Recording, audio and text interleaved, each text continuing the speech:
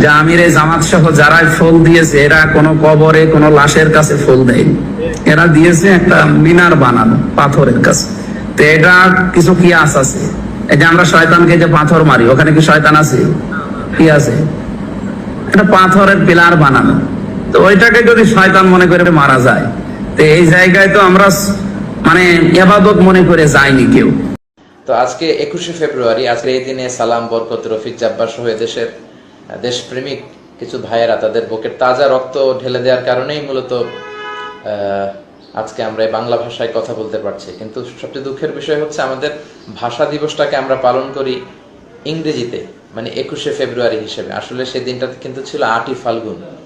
সবচেয়ে ভালো হতো যে ফাল্গুনের 8 তারিখেই যদি আমরা এই দিনটাকে সেলিব্রেট করতে পারতাম এবং ভাষা শহীদদের জন্য দোয়া করতে পারতাম 8ই ফাল্গুনে, তাহলে ভাষার যে মূল মর্যাদা সেটা রক্ষিত হতো আর কি।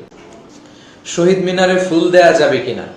ফুল দিলে আসলে একটা শ্রদ্ধা দেখানো হয়, কিন্তু এটাও এক ধরনের শিরকি কাজের দিকে চলে যায় আস্তে আস্তে। কারণ নূহ আলাইহিস সালামের জামানায় যেটা হয়েছিল, এভাবেই তারা শ্রদ্ধা দেখাতে যে আস্তে আস্তে শিরকির দিকে ধাবিত হয়েছিল। তো এটা ঠিক না। আর আমরা বাংলাদেশে যত ফুলের গার্ডেন আছে সব ফুলগুলো এনে তাদের শহীদদের যে মিনার স্তম্ভ ওখানে রেখে দিলে আসলে তাদের কিছু যায় আসে না। বরং ওখানে দাঁড়িয়ে যদি আমরা সূরা ফাতিহা পাঠ করে তাদের জন্য ক্ষমা চাই, তাদের জন্য আল্লাহর কাছে তাদের পক্ষ হয়ে ইস্তেগফার করি, এতে তাদের উপকার হবে।